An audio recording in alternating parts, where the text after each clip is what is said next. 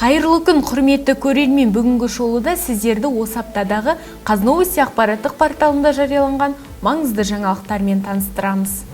Қазақстан Республикасының тұңғыш президенті елбасы қазақстандықтарды отан қорғаушылар күнімен құттықтады.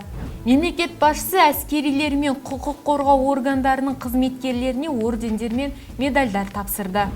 Қазақстан Республикасы парламенті мәжілісінің депутаттары президент бастамашылық еткен аудан әкімдерін сайлау жөніндегі заң жобасын мақұлдады. Нұр-Сұлтан қаласының мамандандырылған ауданаралық тергеу соты бұрынғы денсаулық сақтау министрі Елжан Біртановты үйқамақта ұстау мерзімін тағы бір айға ұзартты. Ақмола облысындағы 2 мас жігіт 19 жастағы такси жүргізушісін өлтіріп кетті. Күдіктілер жақын маңнан көлік ұрламақ болып такси жалдаған. Жүргізушіні индрайвер қосымшасы арқылы шақырған. 42 жастағы алматылық тұрғын екпеден соң қайтыс болды деген күдік бар. Нұр-Сұлтан қаласының аумағында қураған шөп пен қамыс өрті жиілеген. Бұл жөнінде төтенше жағдайлар департаменті бастығының орынбасары Сәбит Битаев айтты. Еліміздің барлық өңірінде жұма намазын мешіттерде оқуға рұқсат берілді.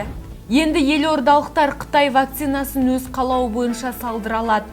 Бұл туралы Нұр-Сұлтан қаласының қоғамдық денсаулық сақтау басқармасының басшысы Тимур Мұратов мәлімдеді. Ұлы отан соғысына қатысқан ардагерлердің саны 2020 жылы 1025 болса, қазір 665. Бұл туралы Қазақстан Республикасы еңбек және халықтық әлеуметтік қорғау вице-министрі Ерлан Әукенов мәлім етті. Жыл соңына дейін шағын және орта бизнес өкілдеріне 2,5 триллион теңге жеңілдетілген несие беріледі. Енді ұлттық бірыңғай тестілеу тапсыру кезінде тәртіп бұзғандарға екінші мүмкіндік берілмейді. Мектеп түлектерін қорытынды аттестаттау 28 мамырда басталады. Биылғы оқу жылын 3,5 миллионға жуық оқушы аяқтайды.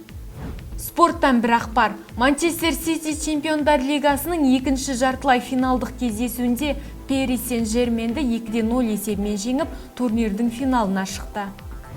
Осы және өзге де маңызды жаңалықтарды Қазновости ақпараттық порталынан оқи аласыздар.